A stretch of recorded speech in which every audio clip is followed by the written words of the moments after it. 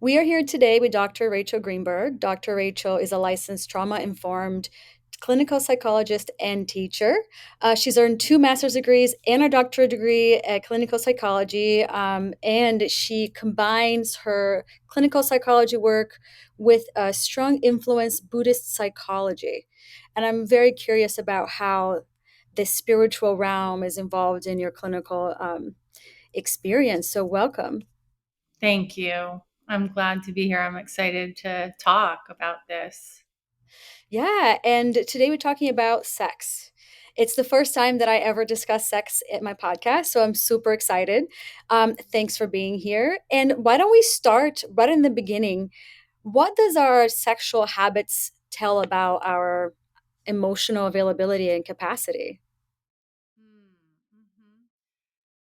Yeah, potentially a lot, depending on what's showing up in our sex life. It can give us a lot of information about where we are in other aspects of our lives, emotionally, psychologically, spiritually. Um, And so I think it depends on what the habit is, what someone's sexual habits are, the proclivities or the hesitations or whatever's showing up for them will give us information potentially about what's happening for them in the emotional space because they're both really intimate acts and they're both highly obviously relational, how we show up emotionally and sexually and psychologically and spiritually, they all kind of weave together. And so when something's happening in one domain, it tends to show up in another just because they're not siloed aspects of our expression. Right. So why don't we start in the extremes? So Okay. what is the psychology of our casual sex, and what is our psychology of that person who abstain from sex as much as possible? Yeah, again, I think it's hard to wipe any of this with a broad brush because there's so much nuance and context and conditioning that goes into any one given person's experience of either.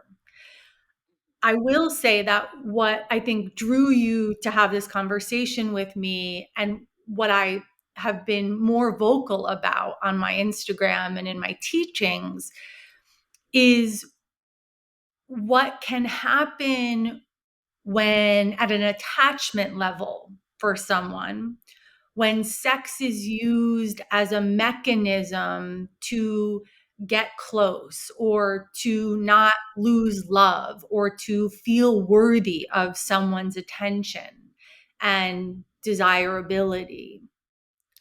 And so, in that way, I myself have known this, and I see other women um, with attachment wounding. I want to be really clear in who I'm talking about because someone can have sex casually and it could be a way that they're sexually free. It could be a way that they express and connect, and it could have um, the psychology of intention and liberation and connection. Who I'm talking to when I'm naming casual sex as a potential trap is those who use it unconsciously or otherwise to receive something they need that they don't know how to get any other way, or that they think this is the way to get that need met. And especially when we're speaking emotional needs around feeling loved, having someone there, being chosen. That's when casual sex can be dangerous for women because they think it's the in and it's a faux and it's a faux sense of love and connection with someone who potentially doesn't have what it takes or isn't in alignment with actually cultivating a deeper bond if that's what's desired.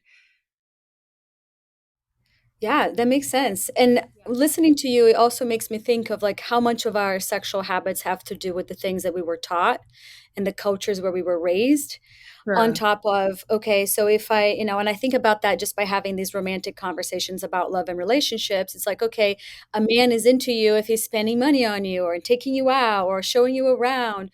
Or, is it whether or not you are having a sexual relationship, or how soon or how late down the line? So I Right. feel like we've been looking for these benchmarks that have supposed some kind of meaning of what this relationship is going to be. Mm, mhm, mhm. Yeah, and mhm. Yeah, what are your thoughts on that? Because I feel like a lot of us women are very lost in, how do I know that this is going the direction I wish it is? Yeah. Well, number one, I mean, I think transparency is always helpful, right? So being direct, having open conversations as a barometer too for not just how much we can trust ourselves to show up in a way that's authentic and that, is kind of a champion for what we need in a dynamic, but also measures how much they can meet us in that kind of mature touching base about what do we both want, are we headed in the same direction, am I reading you right, like is what I'm feeling from you aligned with what your intentions are. So that kind of transparent, open, honest checking in about how's this feeling is, I'd say, far more mature emotionally than any checklist society's telling you it should look like. Right. And it's also when you're having sex, right? I mean, these are conversations. If you don't feel comfortable having that kind of conversation, how are you Right. feeling comfortable having sex? Sure. Yeah, you mean do you mean in the sense that, because I think sometimes actually emotional intimacy can feel a lot scarier for some people than sexual if their emotional self is closed or hidden, that there's a way that we can actually engage in sex, which is, arguably the most, has potential to be the most intimate thing we can do with someone else. But if our hearts are closed or if we're hiding what's true in our hearts from the person, then it is just a kind of physical exchange that can feel easier to go through the motions of than being fully present and intentional with another who there's vulnerability with, where there's real risk around, and dropping in at that level can feel a lot more dangerous depending on what we've been through in the past in our relationships. And listening to you, what comes up for me is this idea of the rebound. I think I've experienced this, and most women or even men, like, oh, when you're over someone, you have to get under someone to get over someone, or like, oh, just go through the motions. Just, what are your thoughts on that? Because I've always been very resistant to it, but I hear it, consistently from multiple people whenever they're going through breakups. Yeah, I don't consider it to be the wisest advice. My teacher, one of my teachers who I deeply respect and admire, strongly encourages a cleanse period, a 6 month, 8 month, whatever it is that feels right, depending on the nature of the relationship that's just ended. But to dive into the portal that exists in the aftermath of a bond, to come into deep commune with oneself and to reconcile everything that just happened. What, where was I accountable to what didn't work there? How clean do I feel in my body around what that was and where I am now at its end? I think without that level of intentionality, without that level of depth, someone will invariably get under someone else and reenact and repeat whatever just happened that they haven't given themselves time to process and integrate. So I think, and that's what, I'm troubled by that in a way because it feels avoidant and it feels like a perpetuation of the problems so many of us encounter in our relationships. We don't give ourselves the time and space to take inventory, to grieve, to reflect, to get clear on what that sacred portal was there to teach us, so that we can move forward in the next iteration of our relationship life more self-trusting, better for the other, you know. So I recommend that kind of like period of time where maybe you are celibate, you are cleansing from the opposite sex, from any leaky energy that that that naturally and habitually you might be inclined to find ways to numb from, distract from the pain of the end of this dynamic. But that doesn't help us deepen, and it doesn't help us cultivate wisdom for what's to come. And I love that you said that it was like a grieving process, because when you lose a loved one, or somebody dies, nobody tells you go back to work right away and live your life like nothing happened. They tell you take some time off, go deal with that grief, spend that time really nurturing yourself. And I 100% agree with you that the end of a relationship is also a grieving period, that you lost that person, you lost the hopes for that relationship or the ideal of that was going to be for you. So I think this Right. is great advice. What does this cleansing period would look like? Would it people like for me, I do a lot of journaling. I know that for men, maybe they're not so big on journaling. What are some things that we could use strategy wise to help us get through the cleansing period in a growth mindset? Yeah. I think it could be any number of things depending on what's needed for, any given person in that period, or what the kind of teaching is for them. But I think some kind of intention to deepen inside oneself. So whether that's through journaling or meditation, or adventure travel, or men's work, or women's circles, or learning how to cook, or um, you know um, therapy, could be an amalgam of these things. Um, and going to the gym. And sometimes it might be, depending on what happened in the dynamic, it might be like a radical reclaiming of something, like, parts of self were lost, or, um, yeah. So it kind of depends on, intuitively, you'll probably know.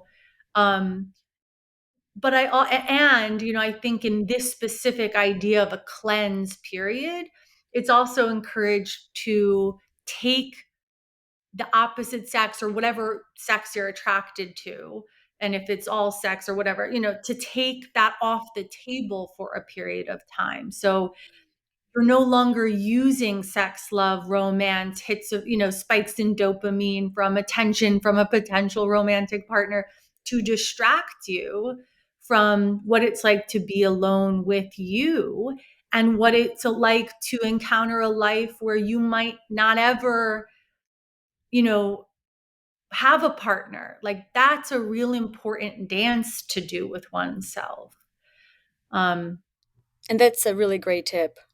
yeah, yeah, For all our listeners out there, I think that this attention seeking kind of world we live in with the social medias and all that stuff, to really take yourself out of that game and realize, like, am I engaging in these relationships for attention, for love, because I want connection? What is it that I'm getting from this? right, right. And there's nothing, I just want to name, like, receiving attention, feeling validated, are emotional needs. That allows us to feel seen, accepted, like, to what you said, it allows us to connect, to feel safe with others.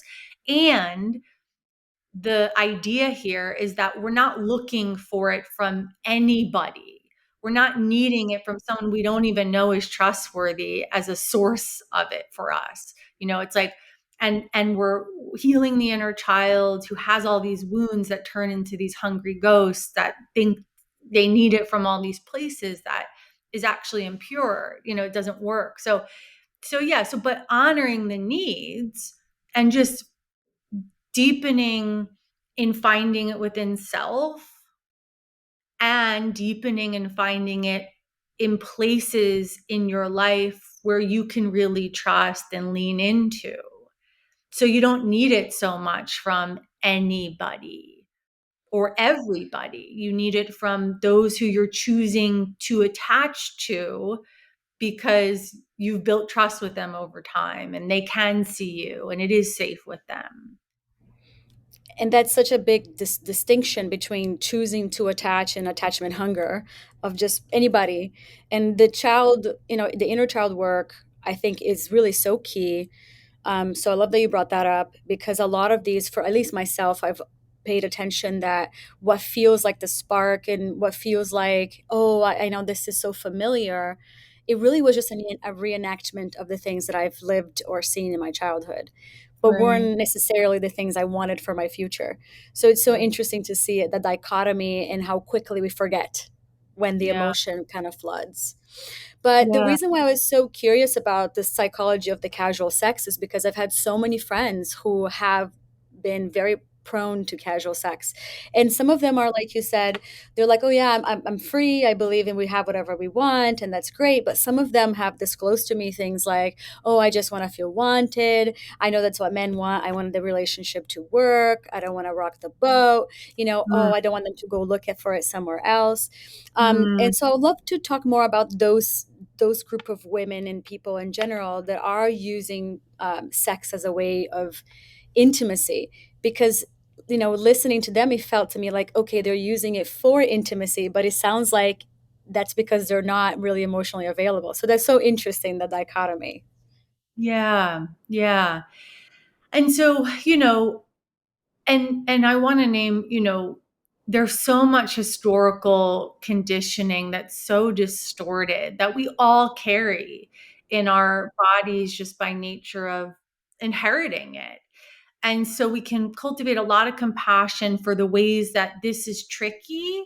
And we don't always know where we're being codependent or manipulative or where it's our wounds or what's this? Is this true? So it's like wanting to hold space, and intuitively, we all know and can feel when something's when there's impurity in the relational field.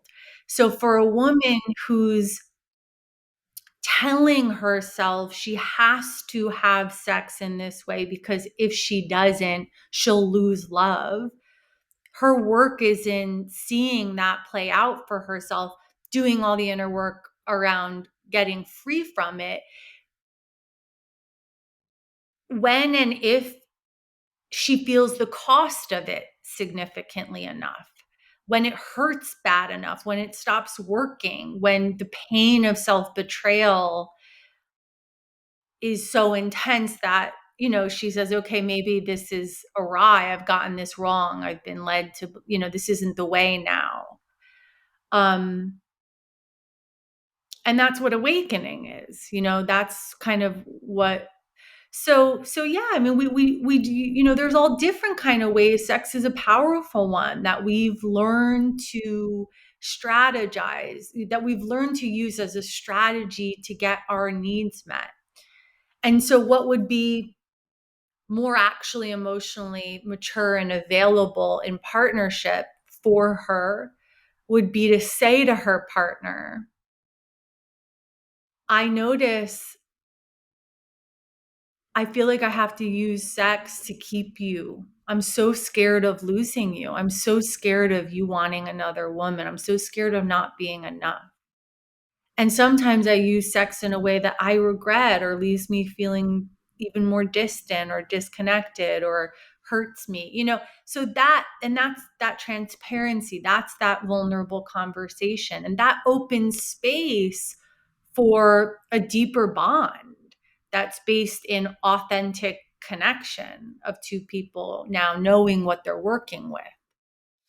And I love that you're saying that. And as you were saying, I don't know if you guys could see it in my face. I was like freaking out. I was like, oh my God, how am I going to tell my partner? Like, so sometimes I feel like I use sex this way because it's so vulnerable. Um, Mm, and it makes a lot of sense. In the same way that you use sex freely as a way of getting what you want, people also withhold sex as a way of getting what they want. yeah. Um, and I think in the past, I have been someone who didn't know how to have these conversations that are so open. So I would just withdraw. And it become like, oh, they did something I don't like. I'm going to show them by not being so available. which I think it's so now looking back, obviously very toxic and immature. That's really not the best way to handle um, any kind of emotional. So let's talk about that, like the opposite of the casual sex, when people withhold sex. There are like this example, as we said, a way to kind of manipulate the situation, more of it as a reward. Oh, you've hit these benchmarks, Right. so then we can do it.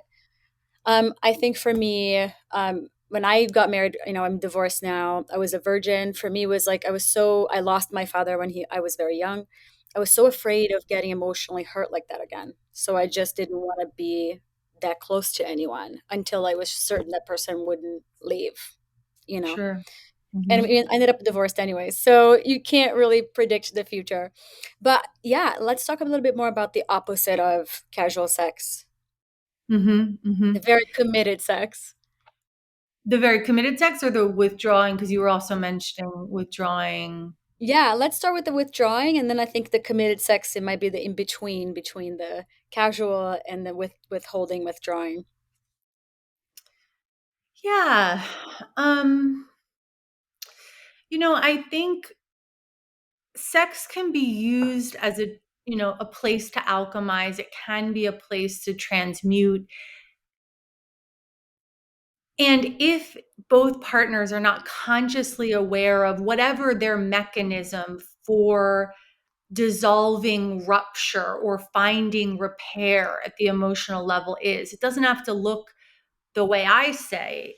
Each couple can find what works for us, but ultimately, if a couple hasn't found their way from emotional relational rupture to emotional and relational repair, sex can be used again as a strategy to express that, to punish, to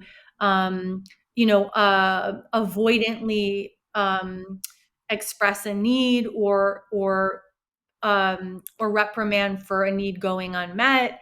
So to me, whenever there's that level of disconnect and that kind of shutdown response or that stress response, it's just another signal that something between you has gone awry, that there's been a rupture and it needs repair.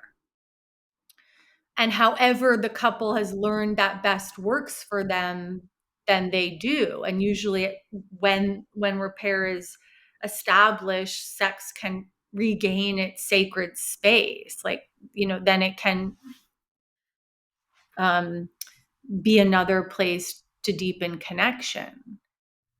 What are some repair strategies? I feel like a lot of people struggle with that, back to feeling really vulnerably, verbally, to be able to say the things that they need, want, and expect from a partner. I've Yeah. heard something called boomerang, which is if you are in a heated argument, you can say, I need to step out for a minute. Let's come back at a certain amount of time. I haven't used it yet, but I thought that was a great idea if you have a partner where you can agree with that before, the emotions get heated. Are there Yeah. any other strategies that you recommend? Yeah, I love that. I think that's really important. Yeah, I mean, I think in that vein, it's essential that both partners are committed to their own emotional regulation, and that they're and each other's, and that there's awareness around, oh, I just, that hit a nerve, or oop, there's trigger here. Oh, I'm losing capacity to be present or to empathize. And then depending, I mean, there's so many ways to go about repair. So like, um, but depending on whoever has more capacity in the moment, if things are getting hot, they can do a boomerang, like you said. Hold on, I love you. I don't want this to escalate. Let's take time. We'll come back later, or we'll come back tomorrow. And then you do, and then you follow up. Um, or you put your hands on your partner's chest and you say, babe, I'm right here. It's okay. I'm not going anywhere. Or you put your hands on your partner's thighs and you say, I love you. It's okay. I'm here. That kind of reassurance can really diffuse things if you can access that. Um, and whoever can, it's kind of does or should. And then there's like, well, but what's going on? What needs resolution? What's gotten hit? How can we talk about it? And not every, I know a couple polarity teachers who don't really do the therapeutic model of, I felt this when you did that, and I need this, and da, da, they use a different approach where they just reflect each other back. I see you, I feel you, I see you, I feel you. And that's enough to diffuse anything that's alive between them in the moment. So nothing, and they do this every day. So nothing gets built up, no resentment is formed. I'm a psychologist, so I really live in the realm of authentic communication and imago dialogue and nonviolent communication. And I find it has, I mean, when we're working through conflict, it takes some amount of courage, resilience, fortitude, presence, humility, even with the best tools. But I think when both people cultivate that higher consciousness, that open hearted intention to know we're on the same team, we want the same thing, and then we have to be willing to reach for each other and to share what we need, to risk sharing our hearts, to be willing to say, when we've lost trust and what hurt us. And I mean, and this is foreign for a lot of us. Many of us were not conditioned to know how to do this. We weren't shown, and so it's a deep practice. Yeah, I can say that for myself. I don't think in my growing up life or even my recent years, like I've really seen a couple who is very healthy working through any kind of problems, especially in this, again, this age of social media. Everything that's out there is like life is perfect. And Right. then next thing you know, it's like they're broken up, divorced, or there's even yeah, there's even like a movie on Hulu about the guy who posted how lucky he was and loved his family. Next day he killed everybody. You know, Wow. yeah, Right. so Right. the dichotomy between what we're putting out there and what we're posting versus what is really happening, I think, has never been more discrepancy between both of them. But one of the Yeah. things that I love that you said that really resonated with me is like see the other, hear the other, because a lot of the Yeah. times we are in our own story and you don't Yes. even know what's happening. You're like, oh yeah, I feel this way, and then you're like, wait, but did I understood what you meant to say? Right. And I think in my last relationship that happened a lot. And he would lose it and he would be really upset. And I'd be like, no, you got it wrong. That's not what I meant. This is what I Right. meant. And I would see his face go, oh, I didn't see it that way. Yeah. Mhm. So Yeah. Mhm. And a lot of times in those places of conflict or our patterns, like what gets triggered or what feels tight or what we can't let go of or what we defend against, there's so often a deeper thread that ties back to our childhood, how we felt, fighting for our needs or giving up and then feeling like we're so a lot of it has deep roots that make it so meaningful when we can rise above them and find healing space with another in a way that many of us never have and have always needed to be able to know how to move through difficult feelings in relationships that we love, um, in ways that get us to the other side without losing ourselves or regretting how we showed up. um, and I think that's the most important thing, that piece around like, because if we have a good person as our partner, and I think most of us are really just trying to do our best, we just don't have the tools or we weren't taught. um, when we can for ourselves show up in ways that we are proud of, and we're not going to get it right every time, like this isn't about being perfect, but the more we practice it, the better we get, the more we can trust ourselves, the less the less we're contributing to turmoil. Like the less we give our partner to latch onto, the less we're in that, fight. It doesn't mean we acquiesce. It doesn't mean we give up on our needs. It means how we show up around it can contribute to where it goes between us. And usually when we can, um, yeah, practice that, it gives space for hope, for healing. It gives space for the other to soften, even if it takes 45 minutes, or however long it takes. And I think that's the idea. It's not that and I know we've kind of lost track of the sex thread, but I'm sure it ties in here. I think it is all connected. But yeah, the idea is that we don't ever mess up or get it wrong, or struggle with each other. It's really how we move through it. And when sex is used unconsciously or not, manipulatively, it it's not helping our cause ultimately. So we kind of dived into we don't want to get involved because we're just enjoying casual sex in a very non vulnerable way, to the extreme opposite. Oh, we want to be so attached, but we use sex as a way to manipulate the situation so we feel safer. And now we're in the place of like, how do we do it? How do we develop a sexual relationship with a partner that we want to be committed to? Yeah. Oh, I love it. Look where we are. I mean, when now we're here, it's like, all bets are off. Like in this space, I think you can do whatever the fuck you want. Like you can have, I mean, this is like where, for me, once you've established safety and there is trust in the commitment, and you have developed enough pathways for finding repair when there's ruptures.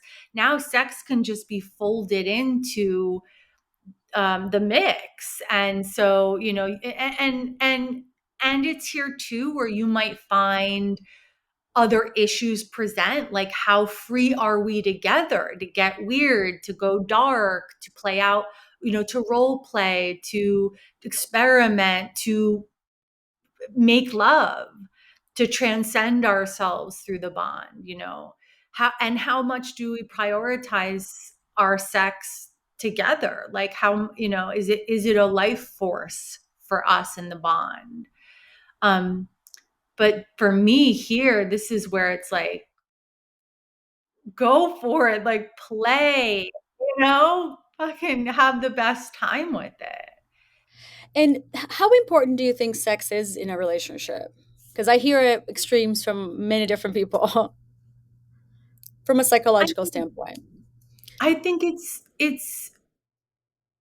I think for all of us, whether we're actually having sex with a partner or not, this is who we are. This is how we all come.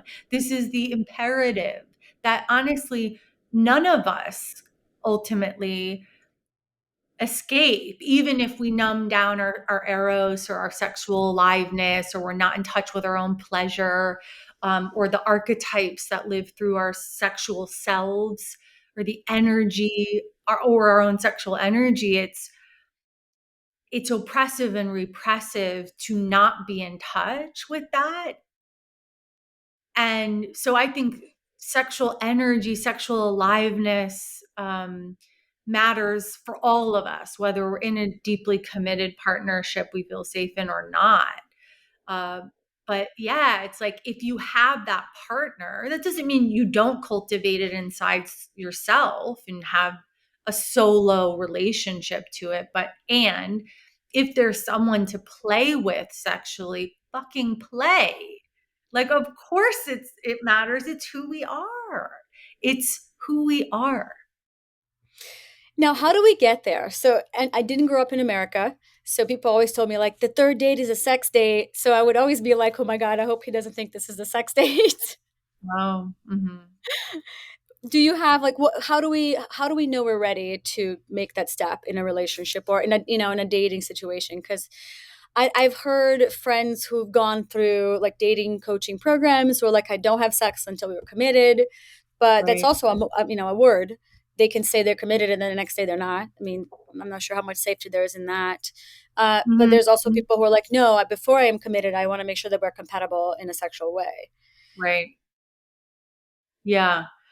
Um, So I'm sorry, the question is, What do um, you think it's you've seen, I guess, in your practice, not think, but that seems to really establish a safer bond that's long lasting?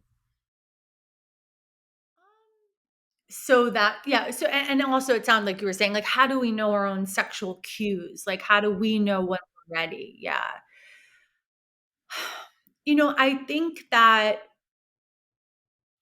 this is why that kind of time and space to take inventory of what is it for us instead of what we've been told is so important. Like for you, it sounds like you got this message of how it looks and what it's supposed to be. And I think that can be dangerous if it's not true to our experience in our own bodies in a moment with another. And so the truth of the moment will reveal what's what, and so will our own connection to what we know we need, that kind of self allegiance and that believing our own intuitive body is all we need. uh, and so if we trust ourselves, there's no, that's it, and so it's not like it has to be by the third date or the third month or when they finally said the word I'm committed. It's like, but and it's like if you're looking too deep in sexually with someone you are committed to, especially if there's been a history of attachment wounding and inner, and and maybe you've healed it, maybe you haven't. So especially if you haven't done work around it, um you want to just get clear on how does my body feel with this person over the course of time. Do they, is there alignment in what they say and what they do? When I leave them, what's the aftertaste? How do I feel? Do I feel nourished? Do I feel uplifted? Do I feel safe? Or am I like, is there a part of me is like, there's something weird here, um, or is there consistency? Do we share, because the other thing that can happen is we can feel aligned and we could really want this to work and we really do like this person and they seem to really like us, and then and we're attracted to them and it's like, all right, it all feels good, but then it's clear that we're not aligned in terms of long-term vision. What they ultimately want and what we want are not the same path. And so then what? And then we can decide. There's no like, don't have sex with them or don't explore the bond. But there is the inquiry around like, if I do, what does that mean for what I say I want and need? Is that, am I in alignment? Or is it, do I need connection with someone who I like and trust enough to explore sex with for a period of time? And then you can create a container. Okay, but we're not going to, I know we're not long term because we want such different things. I'm not going to abandon that or ask you to. And I kind of want to explore you for a period of time. So, how's 3 months? Or, and then at the end of that, we'll say goodbye or whatever. So I think it's that level of awareness and intentionality that we bring to these dynamics when we're going to involve sex. I mean, any dynamic where we're intending to deepen, we just want to be clear on what's what, you And know. I feel like you nailed it, because most people just don't know. My impression is that they just go about life like, I don't know, we'll see how this goes and where it ends. And then that time goes by and they end up, hurting themselves or hurting other people, hurting each other. Right. But as you explained, I'm like, yeah, if you're just talking about it, then everybody's aware of what's happening, which is Right. what I hear happens in polyamorous relationships. And that's why people who engage in that feel safe, because they're able to have these difficult conversations. But when you are in monogamous relationships, people seem so scared. I mean, I was one of those people in the past. I would see contradicting behavior, and instead of being like, "Ooh, this didn't match what you said before. What's happening Mm. here?" In my mind, I'd be like, "Did I really remember it right?" And you Mhm. start to justify or like second guessing yourself to be like, and then you're just like, "Well, let me see if it happens again, and if it does, then I'll address it then." when then by the time it happens again, a lot of other stuff has happened. And you're Right. already feeling unsafe in this container if you even built one. Right. Yeah. So, what are Yeah. like three? Go ahead. No, I finish just your was, thought. yeah, I just was going to speak to, the evolutionary liberation that I think women especially have and are and continue to experience for themselves, because we come from such survival places and such sophisticated psychic and defense mechanisms to get through some of these distorted pathways in life and with each other, that it's really beautiful and enriching and reassuring that we do get to look at for ourselves, like, whoa, where was I just like distracting from what my oracle, what my womb wisdom, what my deep intuitive knowing experienced as unsafe for me, and somehow I said that was okay, you know so I think this is a real return home. And the truth is, conscious men, deep men, growth oriented men who exist and are bountiful and beautiful and want to love well are relying on the ferocity of our heart's truth, because that is awakening them back to their highest self, back to presence, back to integrity.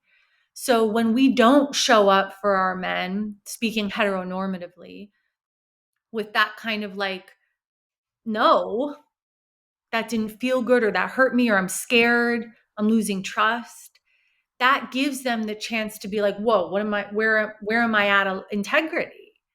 And good men doing their work want to be in integrity. So they'll heed your reflections. Yeah. And that's so important. I feel like we tend to vilify men, especially these days with this whole narcissistic, like, generation. But I Right. agree with you. I feel like if I believe in giving people a chance to correct, to course correct. But a lot of people don't. I feel like in this generation we live in now, it's like, oh, you said one thing, you did one thing, clearly this is wrong, and I need to walk away. And then you repeat the same pattern because you're going through the same thing again with the next person. Right. Yeah, it's really a balance for finding that sweet spot for ourselves. And I think when we start to heal, many people, it's important. It's like the pendulum swings, like all the places that we've been doormats, or that we've not stood for our boundaries, or we haven't honored our no. Now we're like these fierce warriors who are like chopping the heads off of anybody who comes close. And so I think that's important. It can be early on when you're developing that muscle. And then that does tend to kind of like, once you trust yourself more, you can kind of hold more space to trust people, even when they're imperfect. Yeah, and that's something I learned through my own healing process. Like, I was very defensive. If that would entail that I had something to defend. But nowadays, I'm like, well, say whatever you want. Like, it doesn't affect me. I don't have the need to like react, respond, defend. Like, none of this affects me. Your beliefs are your beliefs. I respect that.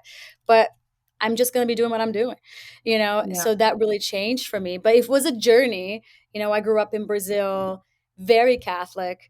The message was you don't have sex before marriage, and then good girls don't have sex, and Mm, then I come to America, which was I went to Fordham University in the Bronx, and there would be those mixers and parties, and I'll never forgot, it was like Snoop Dogg bump and grind music, and everybody was like bump and grinding, and I was like, what is happening? Like I was so shocked with the cultural difference of everything.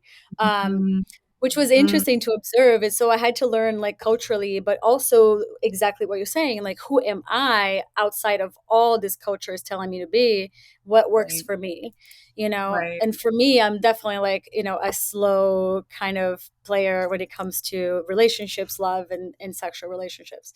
But then I'm one of those too in the past. I was like, well, I love you now. So here we are. Right. Which I feel like also was jumping to conclusions without really knowing how much can you know someone for 6 months. Right. Yeah. Yeah.